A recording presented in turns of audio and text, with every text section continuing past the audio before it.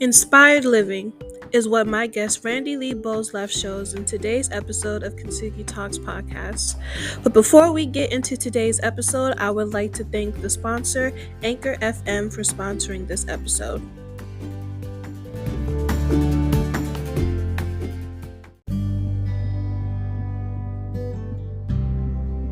Hello, welcome back to Kintsugi Talks Pod. I know it's been a while since I've done an interview, but we have an interview today, and I'm excited for this guest today for our conversation that we had before. It's been a while since we've had our conversation because we both just had busy lives, but her story is very inspiring to me, and I know it'll be very inspiring to all of you guys as well. Actually, before I get into it, am I using the right pronouns for you? Yeah. Okay, I just wanted to show respect in that way. I just wanted to make sure that I was using the right pronouns. Well, let me go and introduce my guest, Randi Lee Bowslaugh. She is an author, she is a mental health advocate, and she is also a cancer survivor. So Randi, thank you for coming on to my podcast today. Thank you so much for having me. Oh, of course. Now, like how I had said, part of your introduction that I said is that you are a cancer survivor. And I remember having a conversation before of just the journey that you went through with that. If you could share with the viewers and the listeners the type of cancer that you had and just the journey of how it was from getting diagnosed with it to your healing of it. Sure. So, I won't give away the diagnosis yet. First I'll tell you how I got there. Okay. So I went for and you'll probably figure it out within the first couple seconds, but I went for my routine checkup as a female with female body parts. And about a month after I had went for that, the doctor calls me up and I go in for my appointment. He says, there's abnormal cells. I was like, okay, what's that mean? So then he sent me to a gynecologist because here our family doctors can do those tests. And so then I went to a gynecologist after, and the gynecologist did a biopsy. And then I went back to his office again, and he said, okay, it's pre-cancerous cells. And I said, okay. So we're just going to take out a little bit of the area, and then it'll be fine. Okay, cool. So I had what I call first surgery. And so I go in, they take that little bit out. He says, okay, I'll see you in 8 weeks. Okay, cool. 1 week later, he calls me into his office. I was like, oh, that can't be good. Like, you said I'm not supposed to see you for almost 2 months and a week. I knew something was bad. So I go and I'm waiting because they just were trying to like squish me into their day. So I had to kind of wait for a time. And I go in and I'm sitting there and I'm like freaking out because I already know it's something bad. The doctor comes in, and the first thing he says, he goes, you already have kids, right? Yes. And like, me and my husband had already decided not to have any more. He had already went for a vasectomy, so we weren't having any more. And he said, okay, well, it's cervical cancer. I was like, okay, well, I don't need these parts anymore. You could just take it. I don't need it. You could take it. And I just kept saying that over and over because I couldn't really process it. And the doctor said, well, you have to finish healing from this first surgery before we can do anything else. And I said, okay, because you can take it. I don't need it. Take it. And then I went and I sat in my car and I called my husband because I went to the appointment by myself, and I called my husband. I told him that it was cancer. And that was so much fun. And then so after this is almost 4 years ago now. It'll be 4 years in the end of July. And so I go in at the end of July for my hysterectomy, or rather, sorry, the beginning of July. Going for my hysterectomy. And they took everything but the ovaries. They wanted to leave those in for the hormones. They didn't want me to go into early menopause, but everything else, they took everything else. And so all during that time, though, I didn't have a chance to process actually what that meant. Like, hey, you have cancer. I didn't have time to process it because during that time, my youngest, who's been diagnosed with autism, anxiety, depression, you name it, they diagnosed him with it. He was going through a lot of meltdowns. They were very violent meltdowns. We were having to call 911 services a lot, having to take him to the hospital a lot. He was in and out for attempting suicide. And it was a lot all at once. And I just had to sort of focus on making sure he stayed alive and kind of not processing anything else. Yeah, that is definitely a lot for someone to have on their plate. Now, from the conversation that we had before about your son, well, correct me if I'm wrong, your child is trans, is that correct? Yep. Yeah, so son is like the correct pronoun I should be using, right? Okay. So your son well, first of all, I want to get into the conversation about kids and adults with autism, because I know we talked about it before, of just how people in general with autism are some of the most creative people that I've ever met. They're geniuses in my eyes. I've worked with kids with autism before in a whole bunch of different programs that I've worked with in the past, and they are nothing short of geniuses. And yes, there's challenges here and there, but it's like they just glow and they just grow with anything to do with creativity. And you told me that your son had came up with this amazing idea, this like invention, business, if you will. If you could share it with the people, because I think it's iconic to me, because I still think about it to this day. I love that. Okay, so and people can already follow it on social media. We've already got the Facebook, Instagram, and TikTok up and running. The business isn't going to be launched until mid-June to coincide with Pride Month. It was a math project, actually, and they had to come up with a business idea to present as like a dragon's den. And so he came up with gender reveal boxes for transgender people. And part of that, as he's explaining to me what this is, because it started as glitter bombs, and I was like, because he was supposed to like make the thing as well. I'm like, I don't think we can make a glitter bomb, and I don't want that to explode in my house. So I was like, why do you want it to be a glitter bomb? And he was saying, so it would be like a transgender reveal. And I said, oh, that's so cool. And then he said, and in each box, there is a resource sheet to help people understand how to best support their friend or family member. And I was like, oh my gosh, this is inspiring. This is amazing. I was like, I think we could really do this as a real business. And Coach Bailey, like, yeah. So we've been working over the last couple months to get this launched. And so the graphic designer that we're working with through VisuWorks, he finally got us the logo, and now he's working on some of the other graphics that we're going to be using. So it's called Accepting You. And again, my kid is the creative genius behind all of this. All I am doing is connecting him with the right people to get him doing it. Because I have the connections, but it's all his business, all his idea. He's 15. And so yeah, we're hoping to launch it in June, like I said, for Pride Month. And so the Facebook page is up and the TikTok, and he's kind of sharing a little bit about what transgender means to him and trying to just make everybody understand that just because you might be transgender, and that might come out as sounding wrong, but it's like, because you're transgender doesn't make you any less of the person that you are. And just trying to help others understand how to support that person, because like you said, and you've been doing great. Oh, is that the correct pronoun? Is that the correct way to say your name? Whatever, like those are good questions, and that's part of the info sheet. There's like, what questions can you ask?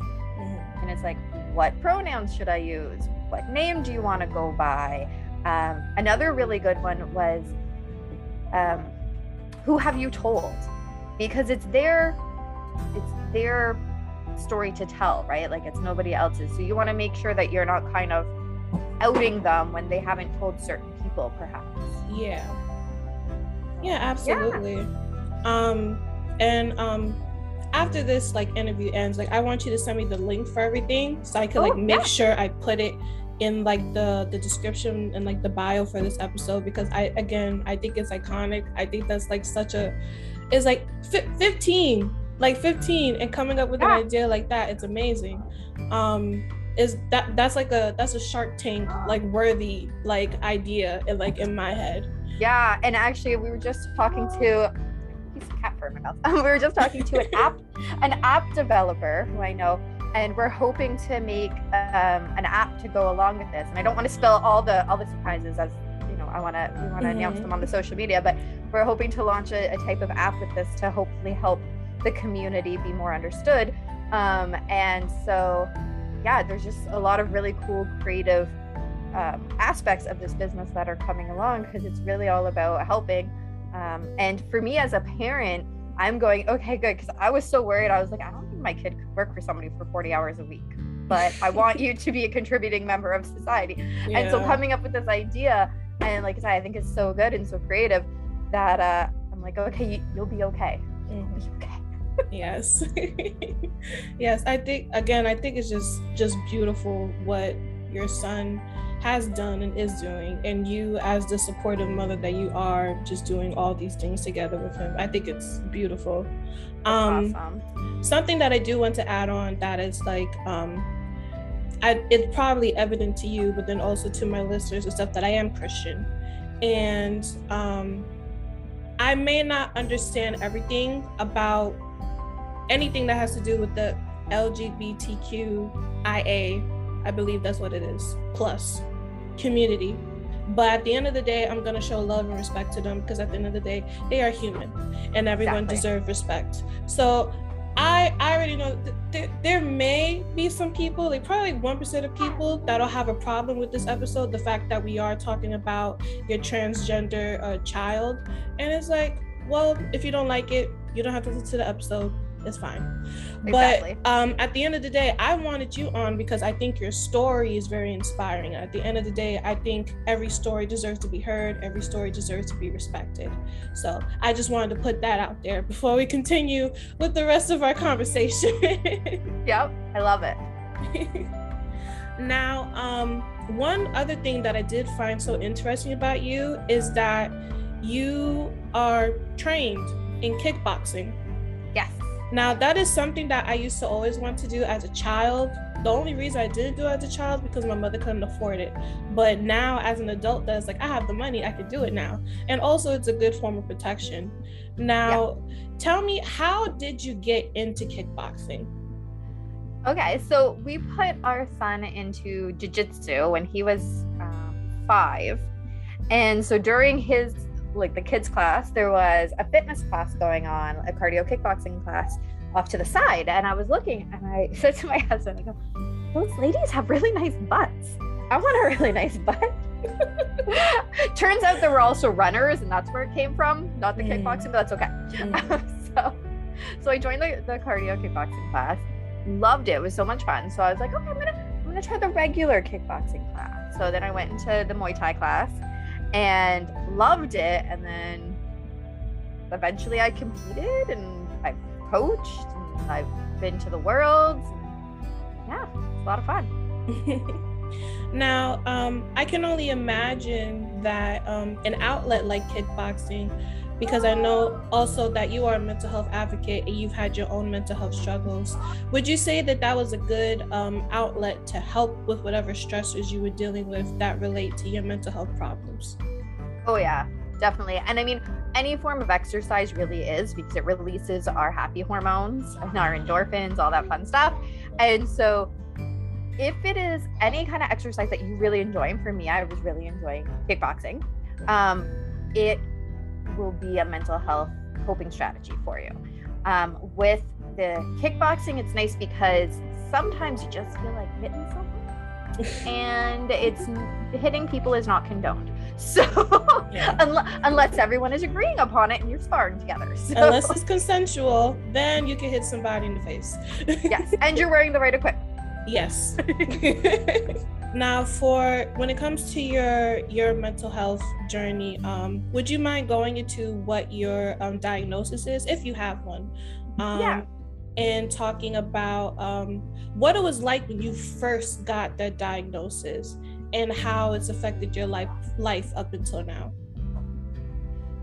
So I have depression, and I was in my mid to late 20s by the time I actually went and talked to the doctor about it.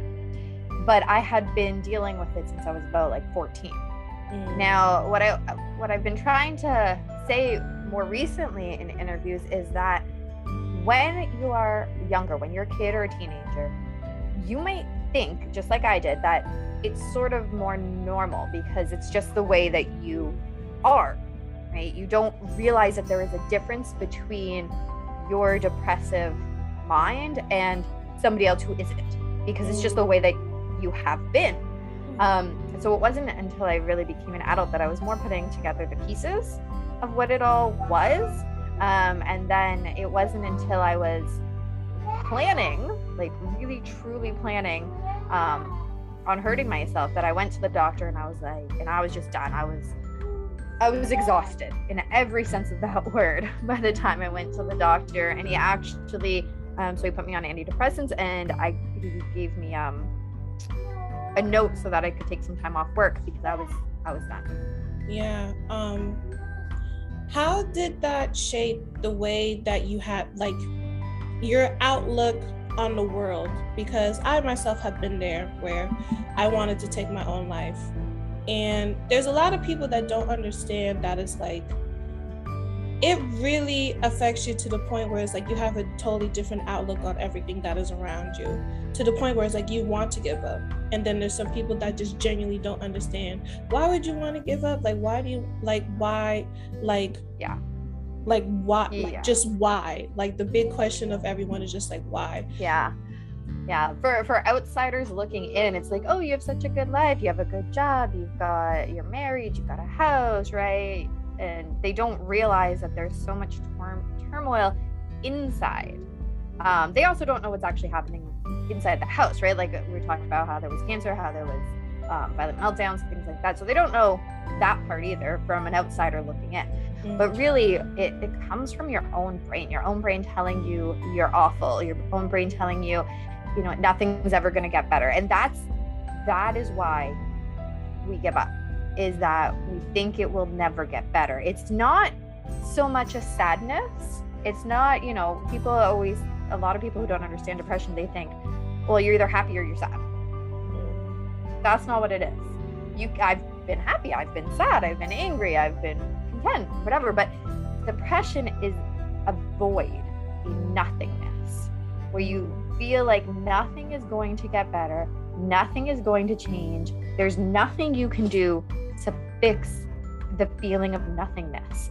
I write in one of my books, actually, feeling sad is better than feeling depressed, because it's feeling something. Yeah, I get that. Yeah, the way that I describe my depression to people is that it's a numbness, really. It's like you're numb to a lot of things. You don't feel anything. And that what you just said or what you wrote is a very like powerful quote. That's like, it's like I'd rather feel any other emotion in the world than to feel depressed. Exactly. May is Mental Health Awareness Month, and I do love and appreciate the fact that there are so many people out here who make it their job, like, to be advocates, to spread awareness about whatever diagnosis, whatever mental health issue there is. But there still is a bit of stigma out there. I find that, especially for me being Christian, I find that there still is a lot of stigma associated with the church about it. There is times where the church can still be, and when I say church, like, I don't mean like the institutional building, like the church, like biblically defined as the people. So the people still have a very like super spiritual view on like the fact that some people have to take medication, the fact that some people need therapy and things like that. What do you think would or should be the solution to people who still have that way of thinking, whether they're part of the church or not? Yeah, that is a giant question with no one easy solution, unfortunately. But I think it all comes down to education to start with, not just awareness, because I think people are aware in the sense that mental health is around. Now, they're not educated on what that means. And I think that's a big difference. between awareness and actual education, right? You can be aware something exists but not understand it at all. So I think first and foremost, educate yourself, and start educating other people. And then for those of us that deal with our mental health on a regular basis and are at a point in their struggle that they're able to talk about it, because I mean, I'm not going to tell somebody who hasn't went to therapy or hasn't dealt with, what their diagnosis means. You got to work through your own stuff first. But for those of us who are willing to share, to be more open and to be more honest about what it looks like, what it feels like. And that doesn't mean that you have to go on podcasts. It doesn't mean that I have to write books about it. But if you hear somebody saying, oh, yeah, you're just faking it, maybe educate them a little bit on what it actually means. What, a lot of these are chemical brain imbalances, and that's why medication is so important for them. Right? Like schizophrenia and bipolar and stuff, that's not something that you can just wishful think away. Yeah. I mean, neither is depression, but those are, your brain is not giving the right amount of chemicals or firing the way that other brains do. So I think it's important for people to understand that it's not that we want to be this way. It's that we are, and we're doing the best that we can. Yeah, absolutely. I myself, I have a borderline personality disorder along with depression and anxiety. And what's difficult for me is that there's a lot of stuff that I'm still figuring out while still having to educate like the people that are in my close circle that I want to be a part of that like support system for me. And I know there's people that can struggle with always kind of having to explain themselves to people. Yes. Which can be very just draining of your energy. It could be very annoying. Was there ever a time where you had to deal with that, like probably maybe with your own husband or like with your people in your like personal group? I'm gonna say actually the hardest one it's been with is my mom. Because and she said this my whole life, just fake it till you make it. And it's like, okay, I can't just fake happy and then all of a sudden I'm just gonna be happy. Like, that's not the way it works. I have to actually deal with my issues and what's happening. So she's been the hardest one to kind of make understand what it is. Most of the other people that I keep in my life and have as friends understand it. If they don't, then I've kind of been like, I don't have time for you. So yeah. But for the most part, I keep around me the people that are understanding about it. Now, for people out there who probably don't have a community of people around them, what are some tips that you could probably give for people who want to have people around them, who want to like let people in to like help them? Like, what are some tips you can give for people out there who are like that? Start with a cat. Two of my cats are down there. Animals really, are great. I was about to say animals really are great. They are an awesome starting point for real. But maybe a dog if you want something a little more friendly than a cat. They can be kind of jerks when they want to be.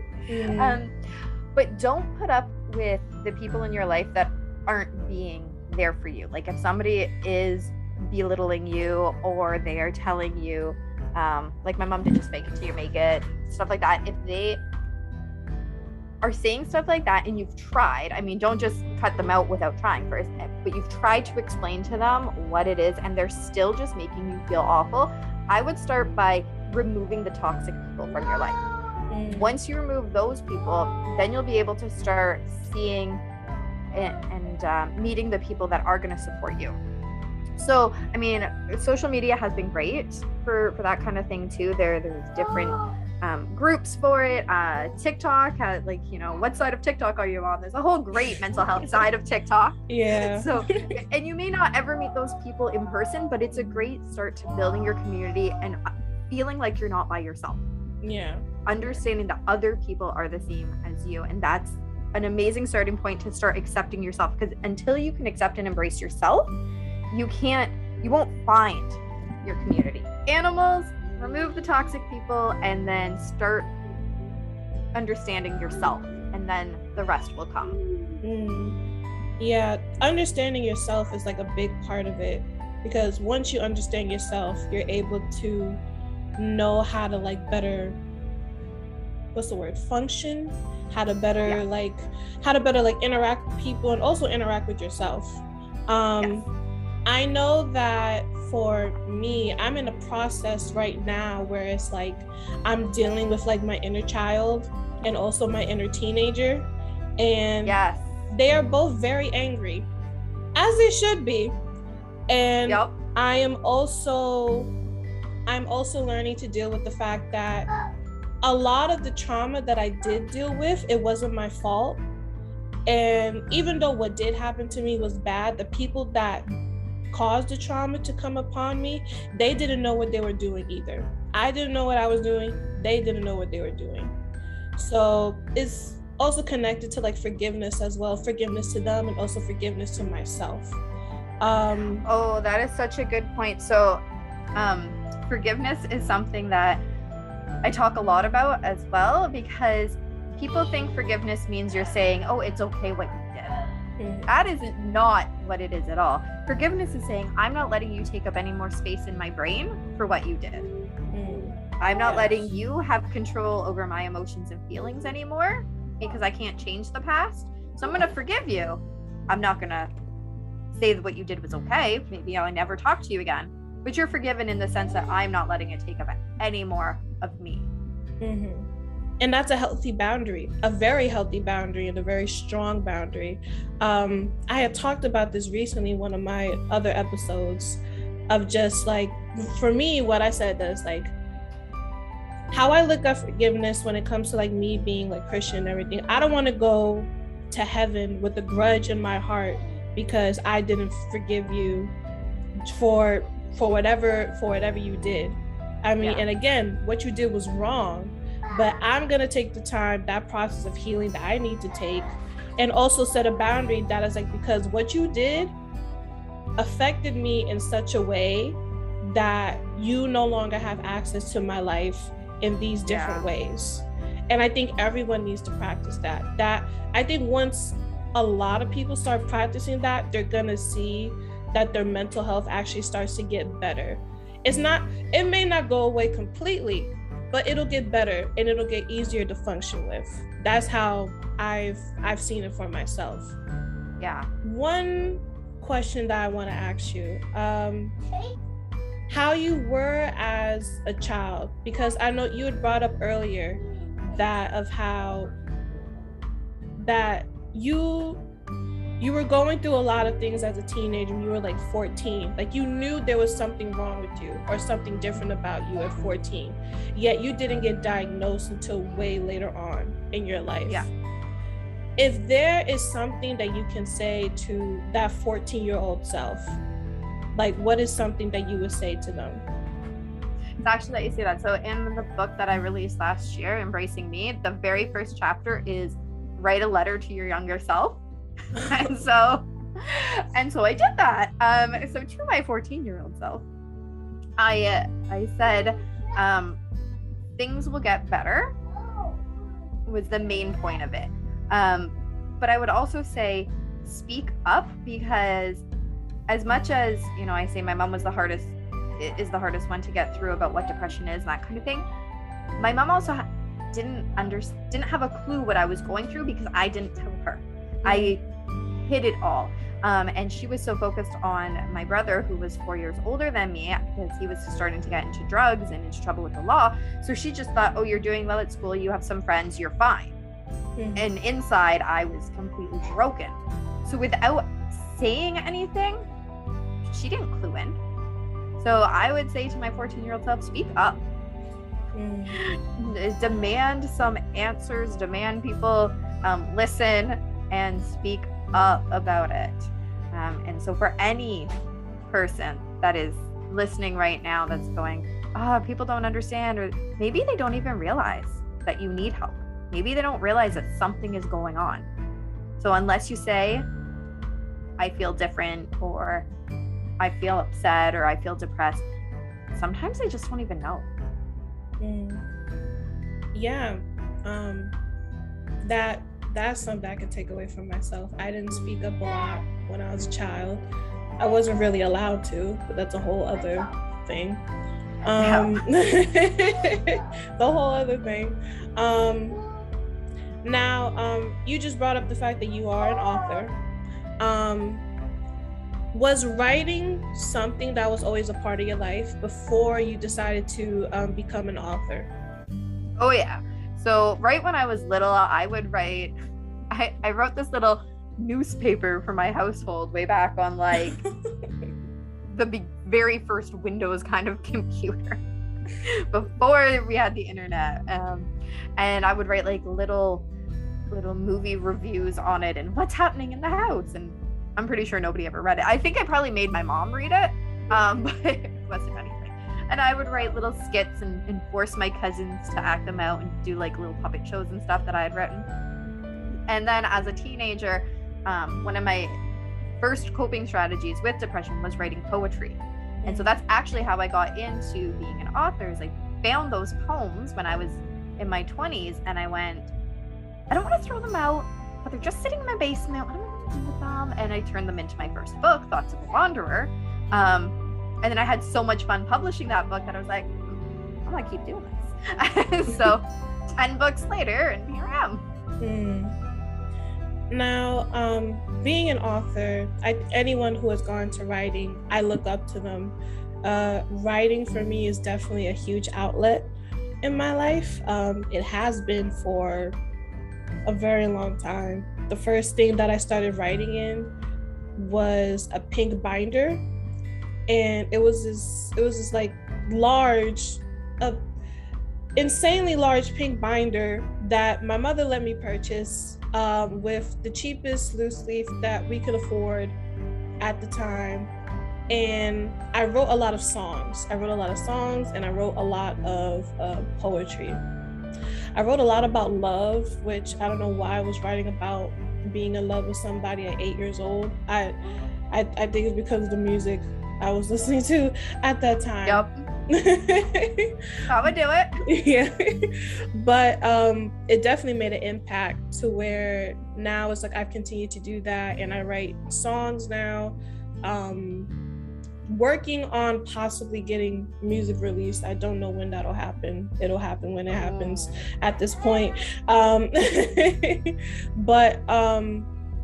I know that there's a lot of people out there that they struggle with finding something that could be an outlet to them.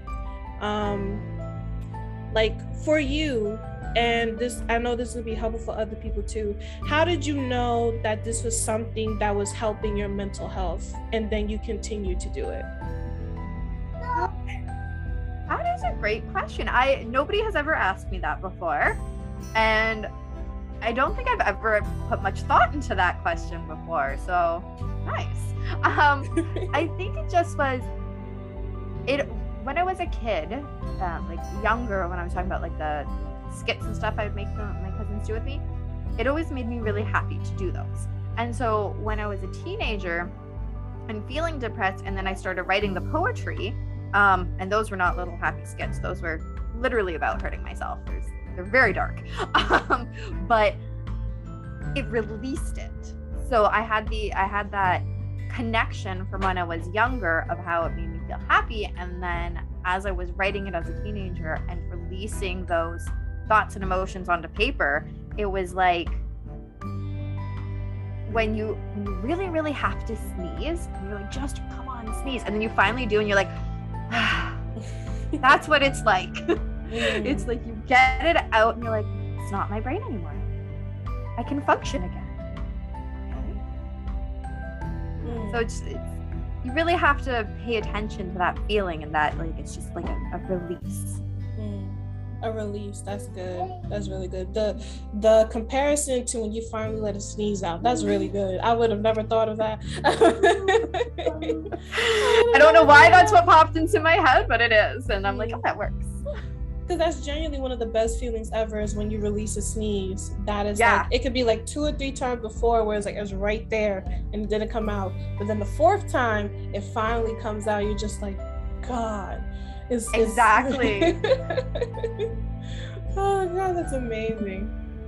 Now I want to wrap up with this last question. You being an advocate for mental health, everything to do with mental health awareness,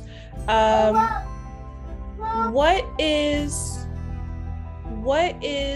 one of like the best lessons that you've learned with you being a mental health awareness advocate?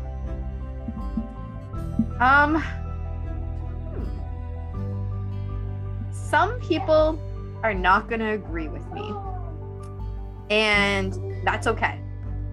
And that's probably the biggest lesson I think anyone can learn for anything in life. Not everybody is going to believe you or like what you say, but if you feel that it's the right thing for you, then there's nothing wrong. And maybe that's a toxic person and they don't need to be in your life. Especially like trolls on social media and stuff. Hit that block button. You don't need that drama. Just hit that block button. Be true to you. I love it. Also, this is the last question, I promise.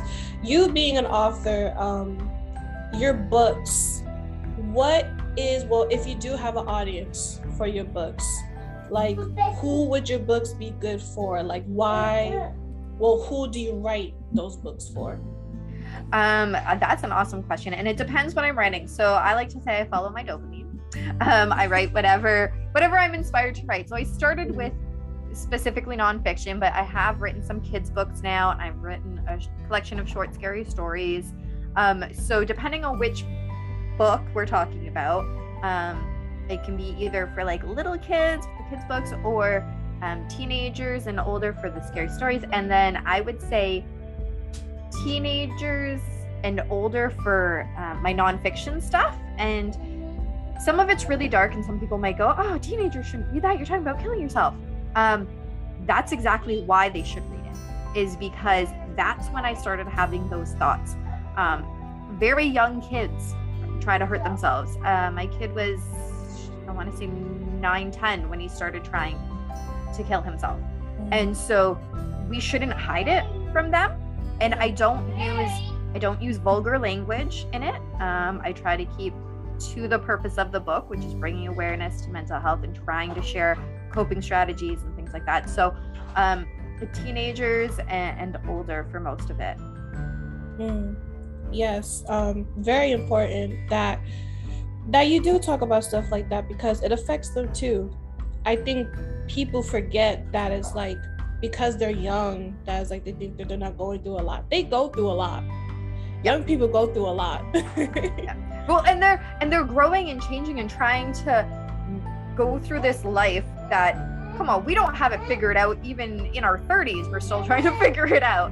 And we're expecting these kids to understand bullying, friendship, their hormone changes and puberty and dating and their identities. And that's a lot. And yeah, it's normal growing up stuff, but it's a lot. Yeah, and they could put a lot of pressure on somebody to the point where they get overwhelmed, and that's how people become anxious. That's how people become depressed.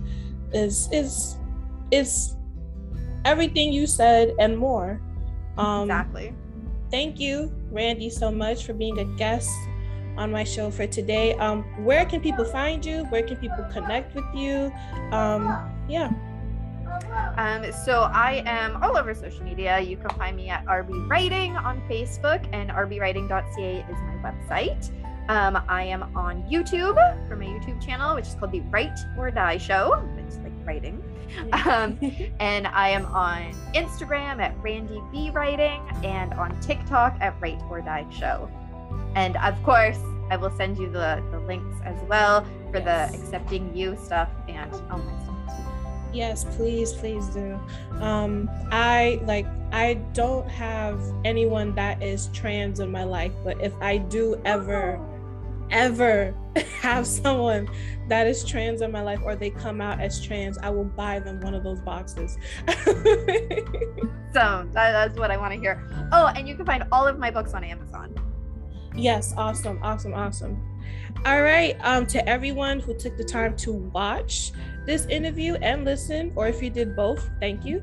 Thank you very much for doing so. You can continue to listen to Kintsugi Talks podcast on Spotify, Anchor, Apple Podcasts, Google Podcasts, and I am now on Reason, which is another podcast platform.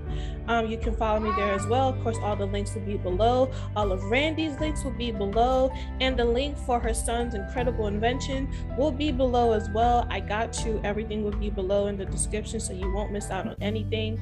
And until then, God bless.